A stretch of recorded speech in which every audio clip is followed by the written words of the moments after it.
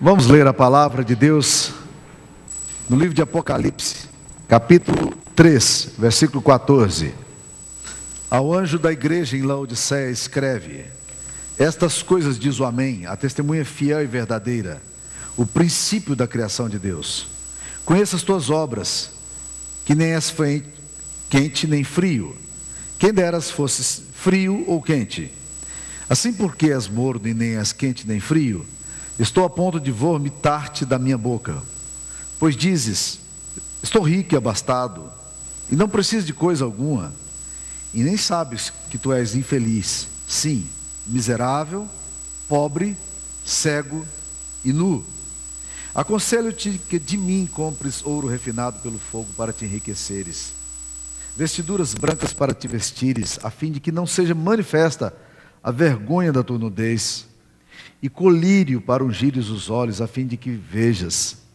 Eu repreendo e disciplino a quantos amo. Sê, pois, zeloso e arrepende-te. Eis que estou à porta e bato. Se alguém ouvir a minha voz e abrir a porta, entrarei em sua casa, cearei com ele e ele comigo. Ao vencedor dar-lhe-ei sentar-se comigo no meu trono, assim como também eu venci e me sentei com meu Pai no seu trono. Quem tem ouvidos, ouça o que o Espírito diz às igrejas. Esta é a palavra de Deus que nós vamos estudar nesta noite. Um dos grandes pintores renascentistas foi Rafael. Um dos traços que ele tinha, junto com Miguel Ângelo e alguns outros pintores e artistas, era que Rafael dava uma tonalidade muito forte nos seus personagens. Quando ele fazia o rosto dos anjinhos que ele pintava, ele colocava coisa bem vermelha, bem ruborizada. Um dia, um olhador atento, conversando com Rafael, lhe perguntou: Rafael, por que você coloca tanta cor no rosto dos anjos que você pinta? Ele disse, olhando bem sério nos olhos daquele interlocutor, o seguinte: é porque os anjos estão com vergonha por saber na mão de quem a igreja de Cristo se encontra. É interessante esse negócio. Gandhi, um homem extremamente respeitado, ele disse uma vez, e ele não estava mentindo em relação a isso, ele disse com muita seriedade, ele disse: eu amo o Cristo que vocês pregam, mas eu odeio o cristianismo que vocês vivem. Essa carta aqui é uma carta que Jesus vai fazer uma análise da igreja, a sétima igreja, das igrejas que aparece aqui no livro de Apocalipse. Aqui a gente está encerrando as cartas às 7 igrejas. E essa carta não é nada boa. É uma das cartas mais duras que Jesus escreve à igreja em Laodiceia. E ele vai dizer coisas extremamente duras aqui. Como sempre, ele começa com a afirmação, dizendo que ele conhecia as obras daquela igreja. Uma das coisas que a gente precisa entender de forma muito clara é que Jesus tem o diagnóstico preciso da nossa comunidade e do meu coração. O termômetro dele é absolutamente preciso. E quando ele fala, eu conheço, ele está dizendo exatamente que ele sabe o que está acontecendo conosco.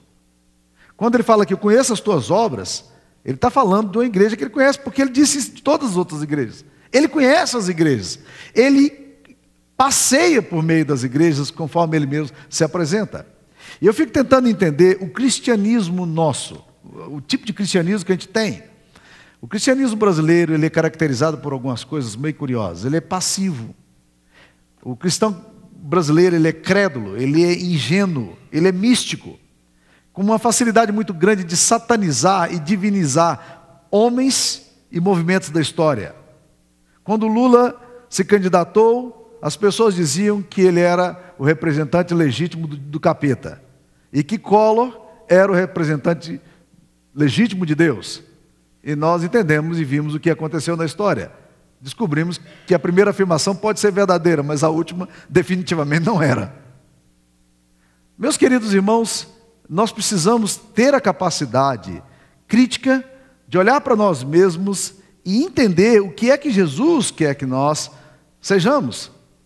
Porque o evangelho tem se tornado mercadoria barata nas feiras da vaidade de pregadores inescrupulosos no Brasil. E nós estamos vivendo numa comunidade que tem dificuldade para ler Bíblia, para aprofundar conceitos. É um cristianismo raso, que enche estádios, mas não enche o coração da geração. Que fala de muitas coisas, de muitos milagres, mas o coração não é transformado, os casamentos não são transformados, a vida não é transformada. E Jesus está fazendo diagnóstico da sua igreja aqui. E ele começa dando o perfil dessa igreja. A primeira característica que ele descreve dessa igreja é que essa igreja era caracterizada aos olhos dele por uma igreja morna. Ela não era nem fria, nem quente. Era uma igreja indiferente, uma igreja sem entusiasmo, uma igreja que não sente falta, não sentia ausência, não aspirava nada, não esperava nada, era moral e espiritualmente preguiçosa, não sentia alegria nem dor na presença de Deus e não tinha qualquer sinal de vitalidade. É daquele tipo de comunidade da filosofia do Zeca Pagodinho. Deixa a vida me levar, a vida leva eu. Vou levando do jeito que der. É uma vida morna, posição neutra. Eu lembro de uma definição de um colega meu que era muito brincalhão. Ele falou, rapaz, toda vez que a gente apertava ele, qual é a sua opinião sobre esse assunto? Ele dizia o seguinte, rapaz, nada como tudo em matéria de principalmente, ora veja. Vocês entenderam o que ele falou? Nem eu. Esse era o propósito dele. Era dizer, eu não sou nem a favor nem contra, muito pelo contrário. Vocês estão entendendo? Essas posições de gente que não tem desafios, não tem sonhos, não tem projeto. O morno é um perigo. Porque o morno confunde os que são e os que não são do corpo. Porque os que são do corpo olham para ele e querem encontrar nele o modelo. Não tem. Os que não são também querem encontrar um modelo, também não encontra. Então essa atitude é uma atitude extremamente séria, porque ela compromete a concepção de discipulado que nós temos de acordo com as Escrituras Sagradas, que é ser discípulo de Cristo.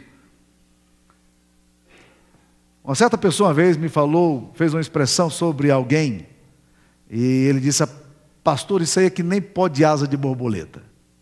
Eu disse, o que você está querendo dizer com isso?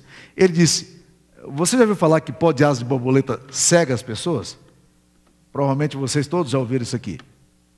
Ele disse, você já viu alguém cego porque passou pó de asa de borboleta nos olhos? Você nunca viu, né? Alguém aqui teria coragem de passar pó de asa de borboleta nos seus olhos? Igualmente não. Ou seja, você nunca viu ninguém cego por causa disso. Todo mundo fala que fica cego, mas também ao mesmo tempo você não tem coragem de se comprometer nisso. É essa atitude que Jesus Cristo está questionando aqui.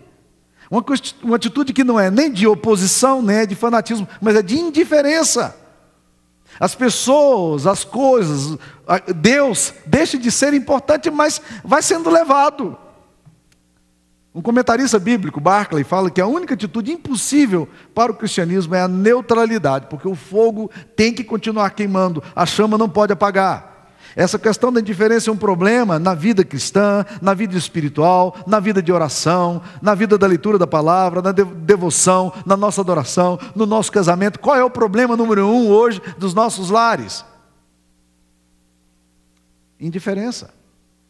Essa incapacidade de realmente olhar a coisa, sofrer tudo aquilo, experimentar tudo aquilo e caminhar. Jesus está questionando a igreja, dizendo, eu gostaria muito que vocês fossem frio ou quente, porque vocês se definiriam, vocês saberiam quem vocês são, e aí todo mundo entenderia quem vocês é, mas vocês são morno, e aí eu estou a ponto de vomitar-te da minha boca por causa disso. Essa atitude é uma atitude ruim. Segunda coisa que Jesus faz no diagnóstico dele, é que essa igreja tinha uma falsa avaliação de si mesma. É curioso, porque a igreja de Laodiceia se sente o máximo, e ela é nada. Aos olhos de Jesus, ela é nada. Olha no versículo 17, Jesus fala, pois dizes, estou rico e abastado, e não preciso de coisa alguma. Eu tenho tudo que eu preciso. Não há necessidade alguma na minha vida. Mas Jesus está dizendo, e você não sabe. Você não está percebendo que você é infeliz, você não está percebendo que você é miserável, você não está percebendo que você é pobre, que você é cego, que você é nu. É uma falsa avaliação que aquela igreja tinha de si mesma. É muito comum a gente achar que a gente é melhor do que aquilo que a gente é.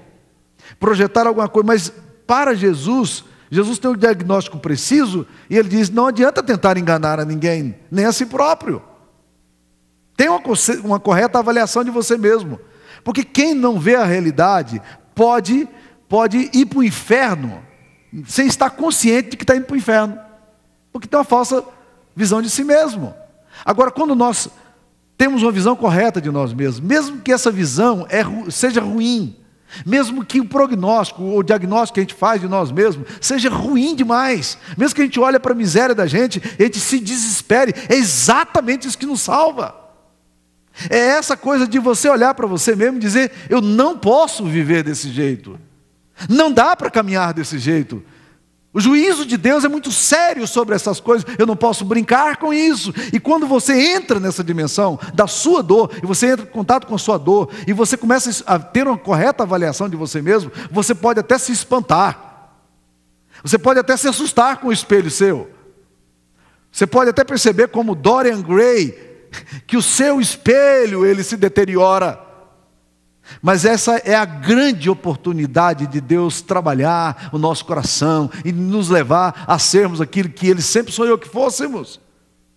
A igreja de Laodiceia se dizia rica, morava numa cidade rica. Historicamente, ela chegou ao ponto, logo depois de um terremoto que aconteceu nela, ela chegou ao ponto de recusar uma oferta, um dinheiro que viria de Roma, que naquela época governava sobre Laodiceia, para a restauração. Ela disse, não, nós não precisamos, não, nós temos dinheiro. Era uma cidade que tinha teatro, tinha ginásio, com piscinas. E a igreja tinha essa mesma visão de si mesma. Estou rico, abastado, não preciso de nada. Mas Jesus está dizendo que o morno precisa se aconselhar com Deus. E precisa ouvir o que Jesus Cristo fala. Porque a igreja de Laodiceia se dizia rica e era pobre. Meus queridos, riqueza não pode comprar felicidade. Riqueza não pode dar a um homem um corpo e uma mente saudáveis. Riqueza não pode dar amigos para o solitário. Riqueza pode comprar um lugar na igreja, mas não garante lugar no céu. Esmirna era uma igreja pobre, mas aos olhos de Jesus era rica. Laodiceia era uma igreja rica, mas aos olhos de Jesus era pobre. Nós precisamos ter uma correta avaliação de nós mesmos. Essa igreja imaginava-se vestida, mas estava nua. É interessante porque esse paralelo de roupas, de vestes aqui, é muito curioso, porque naquela cidade havia uma fábrica que produzia tecidos muito finos, de seda, que era exportado para todos os lugares. E Jesus está falando para ele, olha, esses habitantes luxuosos aí, eles estão nus. E nudez para o mundo antigo era sinal de humilhação e vergonha. Jesus está olhando para ele dizendo, olha, vocês estão andando pelados. Vocês não estão percebendo, mas a vergonha de vocês vai ser exposta. O juízo vai chegar e você vai ficar exposto. Outra coisa, essa igreja acreditava que via bem, que estava tudo ok com sua visão, mas Jesus está dizendo, você é cego, eu te aconselho que você compre de mim colírio para ungir os seus olhos a fim de que vejam. Vocês não veem bem. Vocês não estão enxergando exatamente o que vocês são. Martin Luther King Jr. foi um dos ícones de um movimento social na década de 60 nos Estados Unidos, em que ele lutava pela igualdade da raça humana. Ele era pastor, um pastor batista, que sofreu muito na sua própria denominação. Foi preso por causa da luta dele com os direitos civis, e na cadeia ele escreveu um dos livros mais fantásticos que eu já li na minha vida, muitíssimo pouco conhecido. O título desse livro é Cartas, Amigos de Bom Senso. Sério, ele está escrevendo para pastores. E é um testamento que ele faz, seríssimo. No testamento ele diz o seguinte, Deus vai julgar não apenas a maldade dos maus, mas Deus vai julgar o silêncio dos bons. É exatamente sobre isso que Jesus Cristo está falando aqui. Jesus é duro com a igreja de Laodiceia, na tentativa de sacudir a igreja e dizer, abre os seus olhos, preste atenção, olha a sua situação, a miséria que você vive, a infelicidade do seu coração, olhe para onde você está indo. Volte para mim, compre colírio para colocar nos teus olhos para ver bem. Adquira as vestes que eu tenho para você vestir, vestes de justiça, de uma ética bonita. É isso que eu quero para você, eu amo você. E aí, meus queridos irmãos, a gente vai vendo como é que Jesus lida com Laodiceia. E meus queridos, na medida em que eu penso nessas coisas, eu fico emocionado por ver como Jesus trata com Laodiceia. É muito interessante. Primeiro, Jesus anuncia a oportunidade para Laodiceia. Ele fala uma coisa muito importante, aqui no capítulo 3, versículo 18, ele fala, olha, eu quero que vocês comprem ouro refinado de mim. Eu quero que vocês comprem vestiduras brancas para vocês se vestirem, a fim de que não seja manifesta a tua vergonha. Eu quero que vocês comprem essa coisa de Jesus está dizendo aquela igreja que tinha uma visão tão equivocada de si mesma, que vivia um estilo de vida que tanto desagradava a Jesus, a ponto dele dizer, eu estou a ponto de vomitar-te da minha boca. Ele está dizendo para essa igreja, eu quero te dar oportunidade. Eu quero que você vista uma roupa bonita. Eu não quero vomitar você. E é interessante porque aqui eu encontro o que eu chamo de uma coisa que acontece muito na Bíblia, eventualmente na Bíblia, que é essa ambivalência divina de um Deus que está dizendo, eu vou julgar vocês. De um Deus que está dizendo, eu conheço vocês. De um Deus que está olhando para o povo e está dizendo, eu tenho a avaliação correta de vocês, mas ao mesmo tempo está dizendo, volte para mim. Hoje é o tempo. É essa oportunidade que eu estou te dando. Ele proclama a repulsa dele, mas anuncia esperança e perdão. Ele está dizendo, eu repreendo e disciplino a quantos amo. É um Deus que ao mesmo tempo não se deixa enganar pelo nosso auto-engano, mas é um Deus que vem para essa pessoa que ele está a ponto de vomitar e diz assim, eu quero restaurar você. Esse anúncio de oportunidade. A segunda coisa que eu vejo, a forma como Jesus Cristo trata aqui, ele trata com essa igreja aqui, dizendo que ele deseja a conversão do seu povo. É muito sério isso aqui, meus queridos irmãos, porque o versículo 20 é muito conhecido da gente. Muitos de vocês aqui devem saber de cor. Eis que estou à porta e bato. Se alguém abrir a porta da sua casa, entrarei, cearei com ele e ele comigo. Nós, quantas vezes já preguei esse sermão como esse, falando para pessoas que estavam longe de Deus, que não conheciam a Deus, dizendo, olha, abre o teu coração para Jesus. O coração teu tem tranca que só abre por dentro. Jesus está dizendo, eu estou batendo, abre, deixa Jesus entrar. Ele quer entrar, Ele é a luz do mundo, Ele quer iluminar teu coração. E aí chama os pecadores, pessoas distantes de Deus, para voltarem para Deus. Mas nos surpreende nesse texto, porque Jesus não está falando às pessoas que vivem fora da igreja. Ele está falando para quem? Para a sua igreja. Eis que estou à porta e bato. Jesus está na porta da igreja. Ele quer entrar na igreja de Laodiceia e não está conseguindo. E ele está dizendo, eu estou batendo. Se alguém ouvir a minha voz e abrir a porta, eu entrarei. Cearei com ele e ele comigo. Eu não gosto muito do termo cear, porque eu acho que ele não expressa o goianês nosso, o mineirês nosso. Eu gosto muito de pensar que Jesus está me chamando para sentar com ele à mesa, para comer arroz com feijão, é jantar. Eu gosto muito de pensar que Jesus está dizendo, abra a porta da tua casa porque eu quero jantar com você. Eu quero comer uma farofa com você. Eu quero conversar com você. E cozinha, meus queridos irmãos, eu sou de uma herança luso, então essa herança lusitana, ela tudo termina em comida. Para mim, se há um lugar de celebração, é comida. Quando eu quero celebrar qualquer coisa, mesa. Vamos receber novos membros, vamos fazer jantar, né? Na minha cabeça eu não consigo entender qualquer celebração, e alguns árabes que estão aqui também, vêm dessa herança, né? Tudo termina em comida, tem que comer. E assim, para a gente, a pessoa vindo na casa da gente e ficar assim, com esse negócio, não, eu quero só uma saladinha, não é exatamente o que eu convidei você para vir fazer aqui. Eu quero que você coma essa lasanha aqui comigo. Eu quero que, né, essa coisa. Jesus parece estar falando a mesma coisa, eu quero jantar com você. Eu quero gastar tempo com você. E é interessante, gente, porque cozinha é lugar de intimidade. Quando você recebe alguém que você não conhece bem, ou é uma recepção formal que você quer fazer na sua casa, você nunca leva ele para a cozinha. Não é assim mesmo? Você nunca leva para a cozinha. Você se assenta à sala, o tapete está lá arrumadinho, a ornamentação está bonita, a pia está uma bagunça. Mas você está todo formal ali. Você cruza as pernas, ou você ajeita as suas pernas de uma forma bem sistemática. Por quê? Porque agora você está falando com alguém que você não quer que entre muito na sua intimidade. Quando chega na sua casa alguém que você tem mais intimidade, tem mais liberdade com ela, a primeira coisa que você fala, não, vem cá para a cozinha que eu estava arrumando alguma coisa. Não é assim. Vem comer com a gente, vem tomar um café conosco. impensável você comer caqui ou manga na sua sala. Jesus está dizendo: eu quero entrar, eu quero jantar com você. É interessante esse convite de Jesus, Jesus desejando entrar na igreja, para caminhar com ela. Esse contexto aqui não é evangelístico, mas é pastoral. Jesus está fora da igreja dele.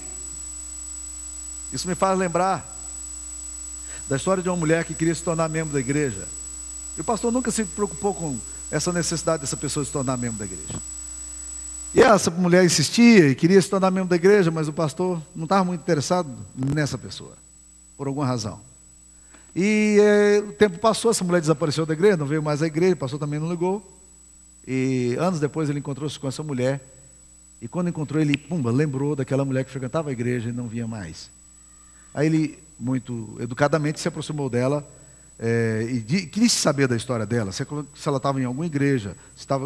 Ela disse: pastor, eu insisti com o senhor várias vezes, queria me tornar membro da igreja. O senhor nunca deixou eu me tornar membro da igreja.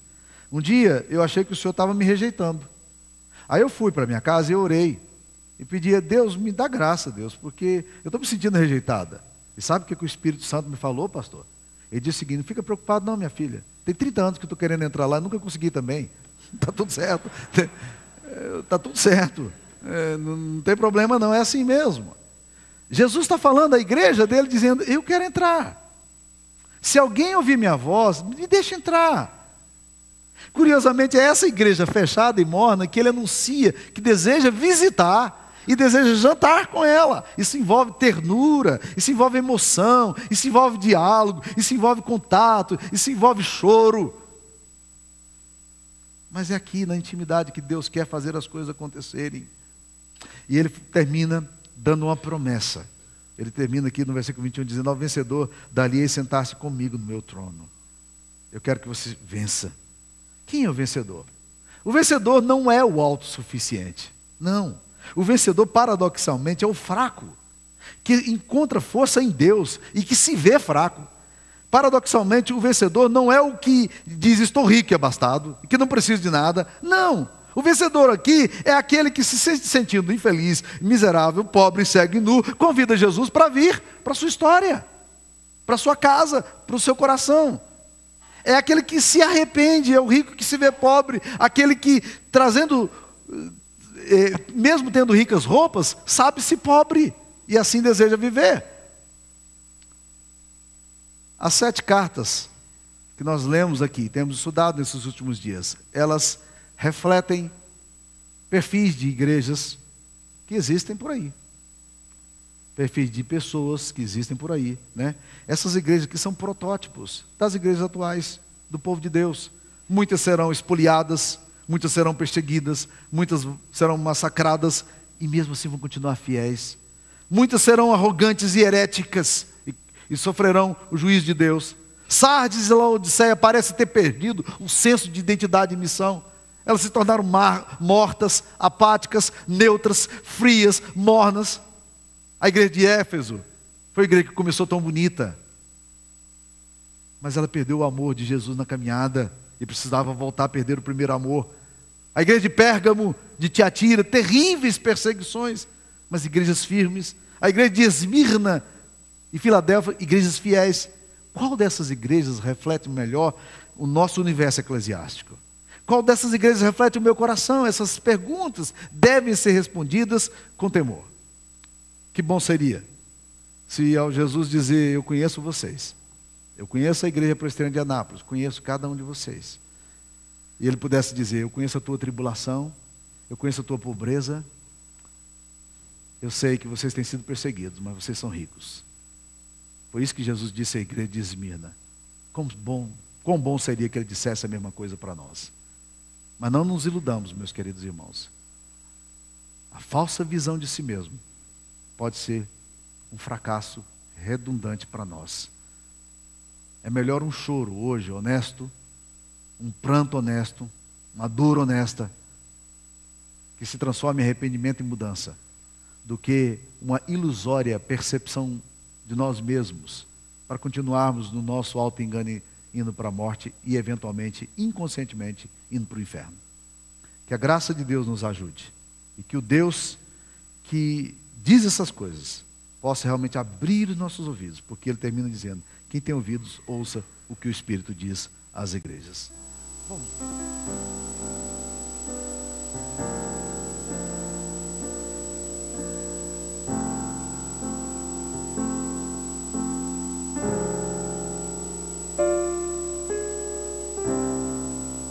Não quero viver pra mim, quero ter o coração em ti. Das coisas do alto quero me encher, cumprir o teu chamado e teu querer. Não quero viver pra mim, ainda há tanto que fazer, tantas vidas sem te conhecer. Quero pra ti viver. Eu quero dar o meu melhor, servir-te aonde eu for, ainda que na dor. Tu és o meu Senhor. Eu quero dar tudo que sou, talentos, dons e bens. Cumpra tudo que tu tens planejado pra minha vida, meu Rei.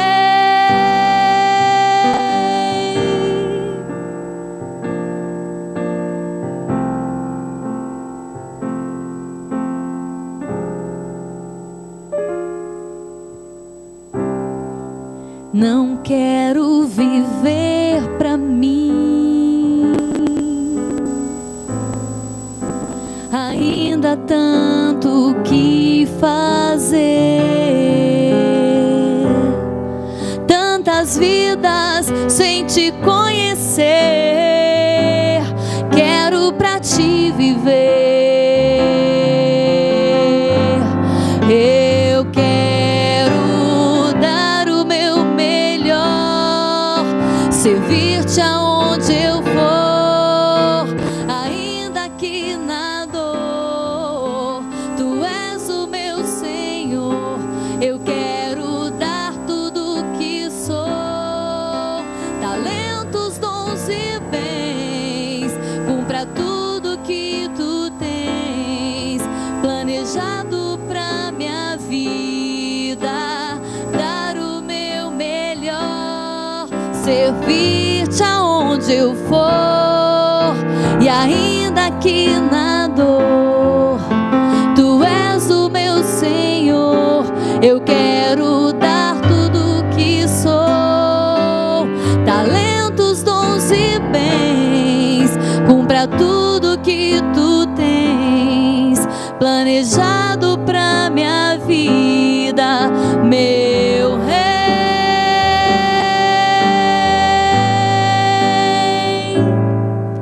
Cumpra tudo que tu tens, cumpra tudo que tu tens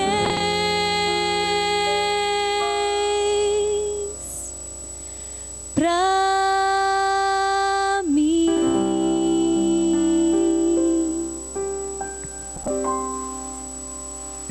Ó Deus, cumpra-se teu plano em nós. Nós não temos aqui uma lista de coisas boas para te dar. Temos o nosso fracasso, a nossa vergonha, a nossa nudez, nossa miséria. Mas temos a nós, Pai, para sermos resgatados, tratados pelo Senhor. E cumpra-se em nós, ó Pai querido, o teu propósito. Pega essa ferramenta bruta, trabalhe em nós, Pai querido. Leva-nos a ser aquilo que o Senhor queria que nós fôssemos desde o princípio. Resgata em nós, ó Deus querido, a compreensão correta de nós mesmos. Dá-nos o teu primeiro amor, Pai querido. Dá-nos um coração voltado para Ti. que nós te pedimos em nome de Jesus. Entra na nossa casa, sim, Pai. Entra no meu coração, sim, Pai. Entra na minha história, sim, Pai. Eu quero te convidar. A cozinha está bagunçada. Há muita louça para lavar. A casa está suja. Está escuro.